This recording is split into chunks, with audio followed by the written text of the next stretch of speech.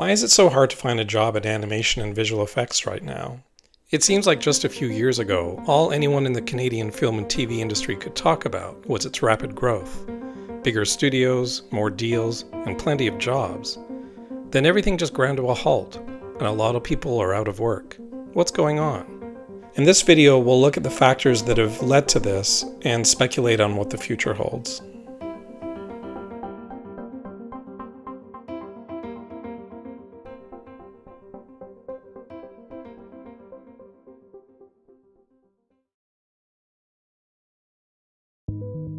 From the beginning, Canada's film and television industries have been a mix of homegrown and service work. What determines this? It's intellectual property, or IP.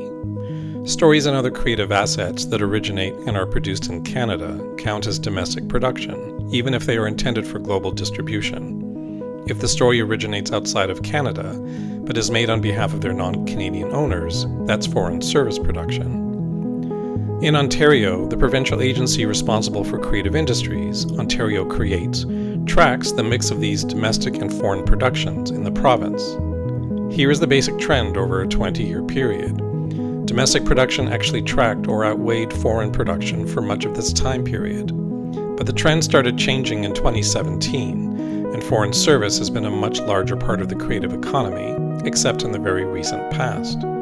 The rapid rise and sudden drop near the end of the graph tells you something about what's happening out there. Now let's look at some underlying causes of this. This is a graph of the Canadian economy from 1997 to 2023. You can see it's mostly a nice smooth line going upward, with two bumps, one in 2008 during the US real estate and banking crash, and one in 2020 during the COVID-19 pandemic. Now, here is the same time period for the film and television sector. A little bumpier, right? So what's going on here? Essentially, this is the story of the sector's transition from analog to digital, and how that transition created changes in production methods, business models, and audience consumption habits. The roots of the streaming model, an increase in the number of available platforms, is shown here. The introduction of subscription-based video streaming, here. Streaming continued to build at a moderate pace, until House of Cards debuted on Netflix. The success of the series led to the content revolution that we know of today, and nothing has been the same since. Responses by Canadian governments to the sudden increase in foreign production helped to ensure Canada was well positioned to take advantage of the opportunities. But it's not a smooth curve, in part because Canada's domestic IP now had more foreign competition for international distribution. Zooming into the pandemic period, the sector sustained high levels of activity. There were a few factors that contributed to this.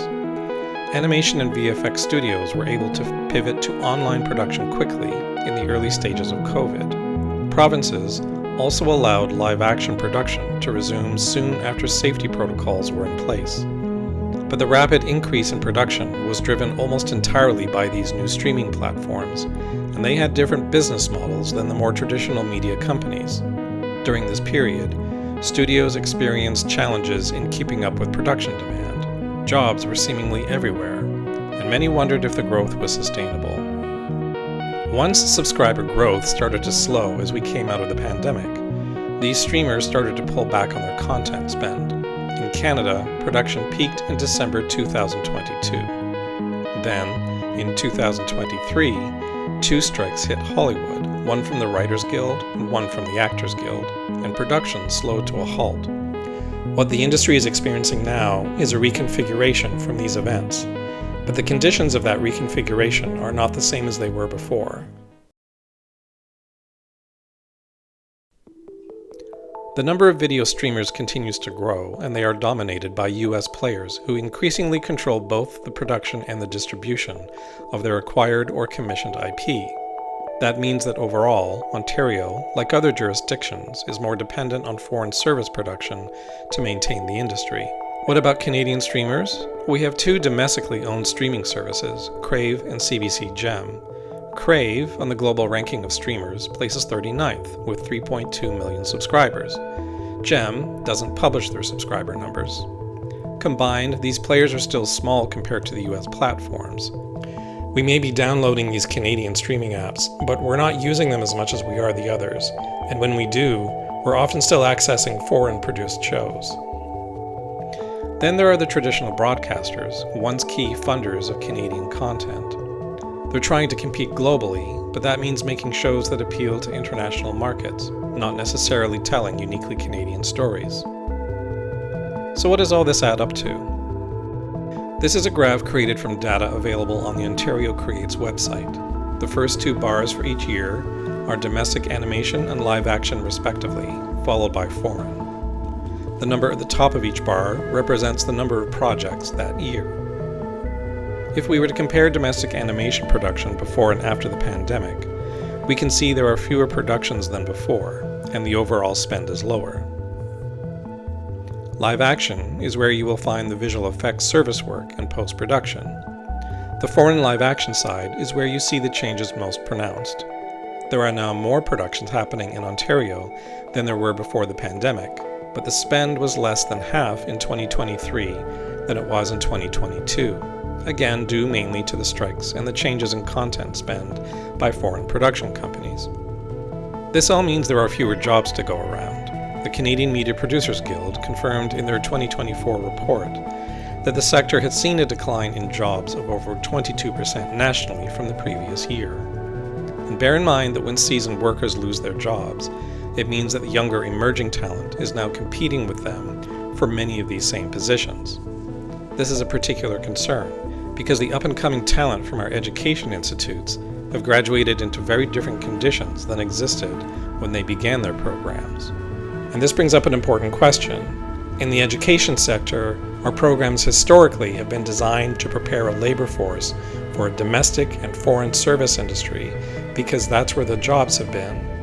What happens when the business conditions for that service industry changes? How must our programs respond to those? And how must government policy change to support that?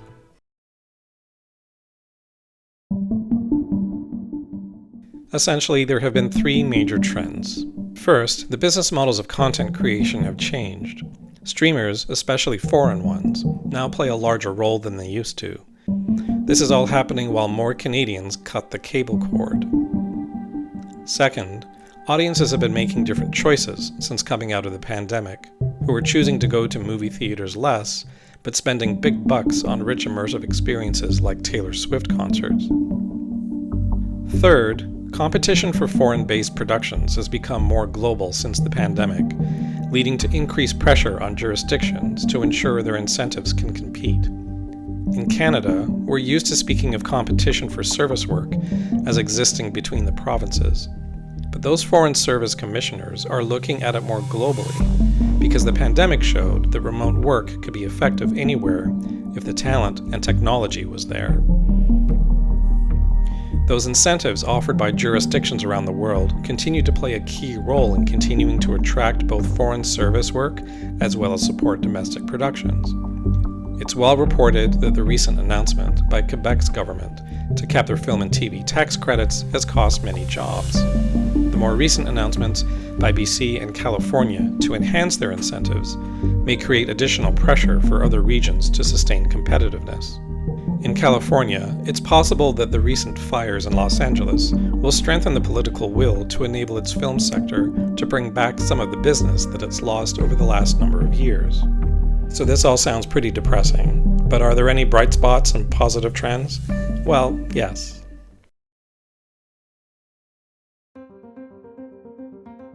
For starters, Ontario remains a highly competitive place for production.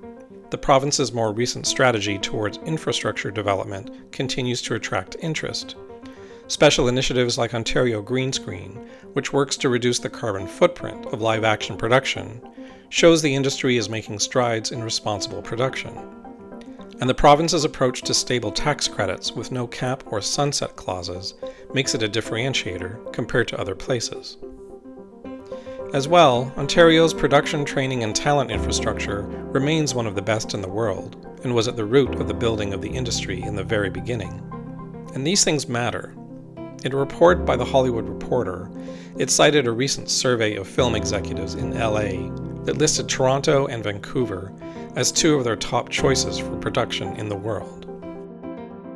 New markets for production have also emerged in recent years, opening the possibility of diversifying service work beyond the United States. Canada is well positioned for this, due to the existence of nearly 60 co-production treaties with countries around the globe. Add all this up, and it's reasonable to speculate that the province will continue to see a gradual increase in the production levels compared to these last couple of years. But many people I speak to seem to think that it won't return to the same levels that we saw during the height of the pandemic. This is no longer a case of just waiting it out like it has been in previous downturns. The shifts in global competitiveness and business and distribution models means that we're in somewhat new territory. And this is where it gets interesting, because it means that there is a need for reinvention. Everything I've shown up to now has been about the industrial, institutional side of the field, primarily focused on the entertainment sector. And yes, these sectors will continue to be influenced by new technologies like AI. But we're increasingly seeing the trend of young independent animators create their own shorts for distribution on platforms like YouTube and TikTok. And before you scoff at this, consider that this segment of the media ecology continues to grow and generate revenue. YouTube today has nearly 9 times the user base of Netflix, and half of those users are teens and young adults. It's no wonder producers today are not launching many new shows for teens, and instead focusing much more on preschool, kids, and adults. Maybe the opportunities presented by these tools and networks that enable new independent voices to find a home brings us full circle.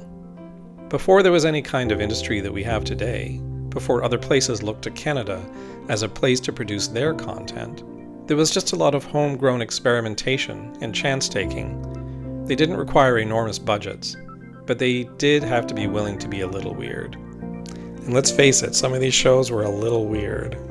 We're living in a time in which stuff that starts on YouTube and through tenacious independent voices are pushing the field forward and finding success.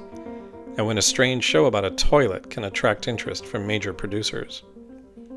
The polished industry we know today started with radical filmmakers who animated using light tables made from toilets and accountants dressed as Gandalf. Maybe we need to get weird again.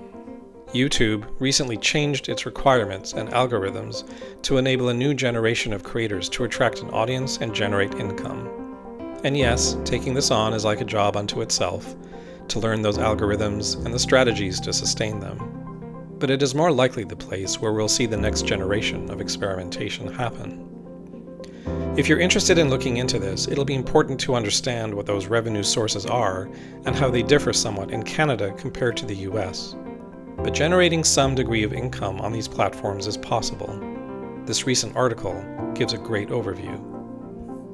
The challenge today is if you sought support to get something like this off the ground, you'll likely find you're on your own, because currently, neither the province's creative content funding agencies have figured out where to place these independent animation or live-action works.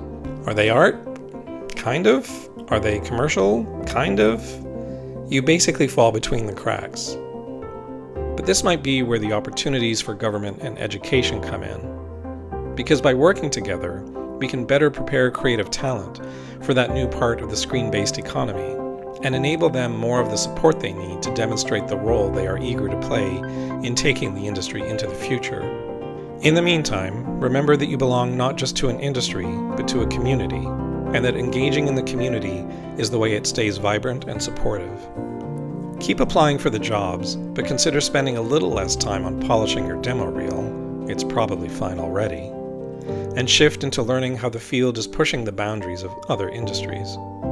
And consider making part of your career goals creating your own projects that could help you build an audience for your work.